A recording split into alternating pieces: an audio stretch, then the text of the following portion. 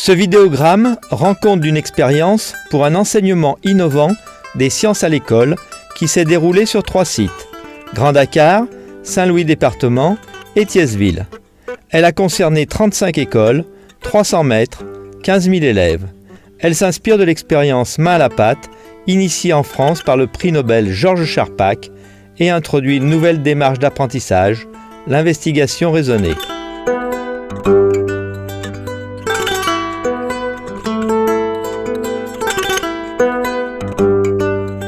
Dans une démarche d'investigation, le maître introduit la leçon en présentant le sujet sur lequel on va travailler, ce qu'on en connaît déjà et les questions qu'on se pose.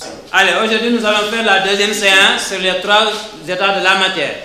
Qui va me rappeler ce qu'on avait fait la fois passée? Le senti. Oui, on avait à faire donc le senti. Qui va me rappeler ce que vous aviez à faire? On avait tâté les objets qui se trouvent dans le carton. Les élèves sont organisés en groupes et confrontés à des situations problèmes.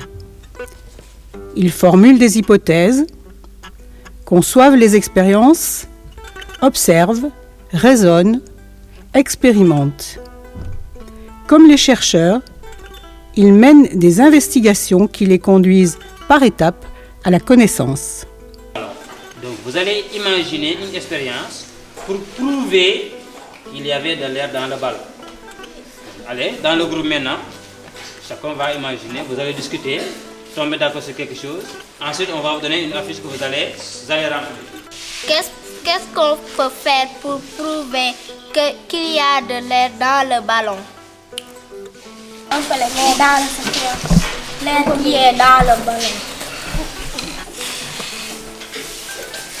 On peut mettre l'air qui est dans le ballon sur la peau. Qu'est-ce que tu sens? Je sens de l'air. Les élèves vont tester leur bol, puis ils vont réfléchir aux conditions qu'il faut réunir pour qu'un bol puisse contenir un liquide chaud. Les élèves choisiront les matériaux les mieux adaptés pour réaliser un bol capable de contenir un liquide chaud. On abordera alors les notions d'étanchéité, de rigidité, de solidité et de conditions thermiques. À la fin du sujet d'étude, les élèves auront compris que pour fabriquer un objet, il faut d'abord définir son usage et choisir le matériau dont les propriétés seront les plus adaptées. Dans leur cahier d'expérience, ils notent leurs idées, leurs observations, leurs conclusions. Le maître favorise les échanges, guide et oriente la réflexion. Comment est le poids? Oui? C'est dur, c'est très bien. Tout ce qui est dur, on peut prendre ça avec les mains, c'est très bien. Regardez bien, c'est dur, c'est très bien.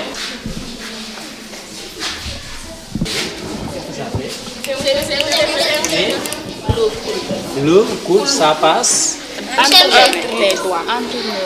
entre les entre les doigts. Très bien, ça passe entre les doigts. Très bien, l'eau, ça passe. La séance se termine par une synthèse de ce qui a été compris.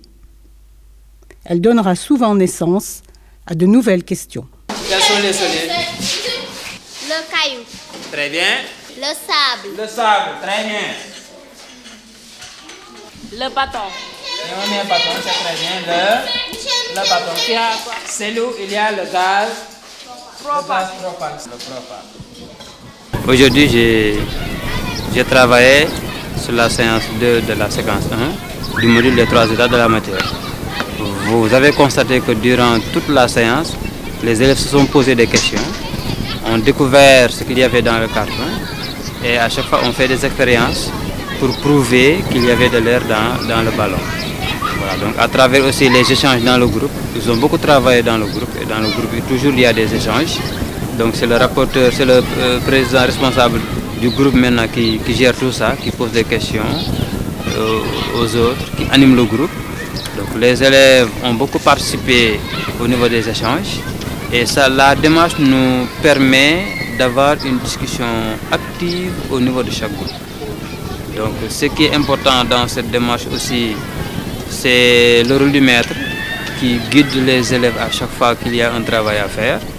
Donc les élèves font des recherches, découvrent eux-mêmes donc leur propre savoir. Donc, et au niveau des échanges, stabilisent quelque chose et mettent ça sur une affiche qu'ils auront à montrer aux autres groupes. Voilà, donc la main à la pâte vraiment est venue à son heure. Vous avez bien vu que les élèves sont enthousiastes. Ils ont changé de comportement et d'attitude au niveau de la classe. Donc ils sont vraiment motivés à faire la main à la pâte. Le projet La main à la pâte est arrivé dans la circonscription scolaire de Thiès-Ville en 2006. Nous étions en plein dans une dynamique de recherche des voies et moyens pour améliorer les rendements scolaires à travers la construction d'un dispositif de pilotage pédagogique. Et dans le cadre de ce dispositif, nous avions organisé la circonscription en zone pédagogique. Et quand nous avons accueilli la main à la pâte, nous l'avons domicilié dans la zone 3 où il y avait 6 écoles. Et ceci pour nous permettre de travailler dans une dynamique de collaboration.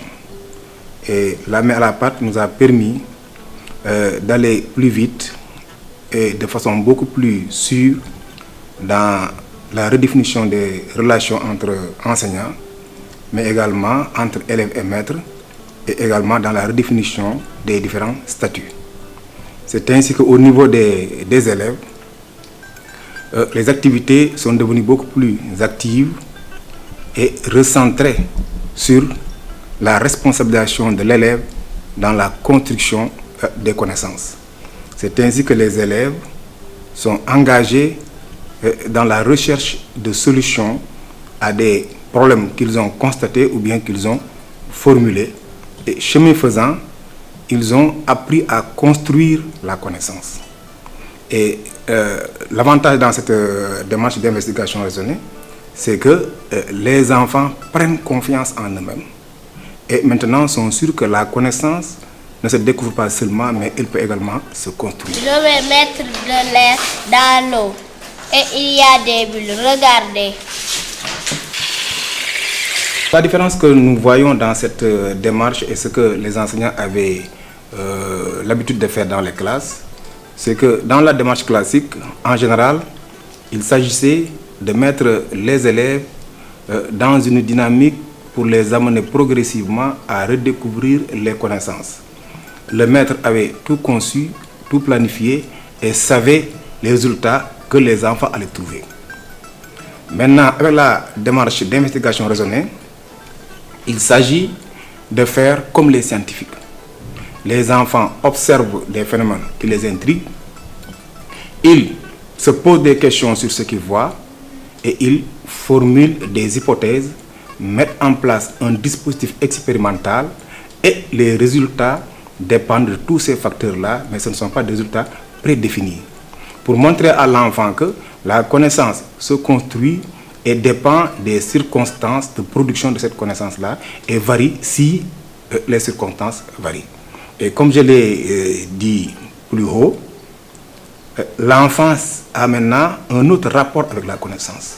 Ce n'est pas quelque chose qui est constitué et qui est fini et qui est sacré, mais c'est quelque chose que l'on trouve dans des circonstances particulières avec des méthodes particulières.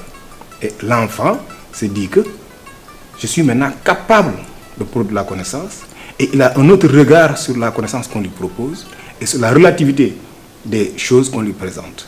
Ainsi, il développe un esprit critique vers un esprit scientifique. Est-ce que l'eau se transforme en gaz parce que sur le couvercle, il y a toujours de l'eau? L'expérience a bien montré que l'eau a changé d'état. Elle quitte l'état liquide pour être à l'état gazeux. Vous avez expliqué l'expérience de l'eau chauffée et vous l'avez vous-même observé en voyant la vapeur se dégager. Maintenant, question, est-ce qu'on peut avoir encore une autre transformation de l'eau? L'eau aussi peut transformer en glace. Les relations au sein de l'école avaient été modifiées avec la main à la pâte. Dans le même élan, les relations entre enseignants et inspecteurs également a évolué. L'inspecteur qui vient en classe n'est plus là avec un schéma prédéfini, mais il vient trouver un enseignant dans sa classe qui a un projet pédagogique et l'inspecteur cherche à comprendre ce que l'enseignant veut faire, l'accompagner pour l'aider à réussir sa leçon. Donc il n'y a plus ici de résultats prédéfinis ou de schémas arrêtés à l'avance, mais inspecteurs, élèves, enseignants sont engagés ensemble dans une même dynamique de recherche et de construction de l'esprit scientifique des élèves. C'est pour dire simplement que dans ce faisceau de relations, il est plutôt question d'accompagnement, de conseil et de recherche en commun des solutions les meilleures devant un phénomène qui a intrigué les élèves pour qu'à l'arrivée, les enfants puissent construire les connaissances, mais également puissent se construire eux-mêmes. Et de la même manière, l'enseignant qui est dans cette dynamique, l'inspecteur qui est dans cette dynamique, sont tous en train de faire activités de recherche et de découvrir des horizons que peut-être ils n'ont jamais explorés. Ce qui est également très exaltant, mais ça nous sort un peu du confort et de la sécurité de faire un chemin qu'on a toujours arpenté. Mais c'est avec ça également que se fait la science. Ce sont des inconnus qu'on cherche à élucider, des frontières qu'on cherche à reculer sans cesse. Dans le cadre de ce projet, les maîtres ont bénéficié d'un dispositif d'accompagnement assuré par les équipes du greffe. Au sein de l'école, sous la responsabilité des directeurs, les enseignants travaillent en équipe et peuvent solliciter l'aide de collègues plus expérimentés appelés maîtres ressources. Aujourd'hui, une dynamique de changement en profondeur est engagée dans la façon d'apprendre comme dans celle d'enseigner. Des outils pédagogiques opérationnels, adaptés à tous les niveaux de classe, ont été mis à disposition des maîtres. Les équipes du greffe ont assuré les formations et les accompagnements.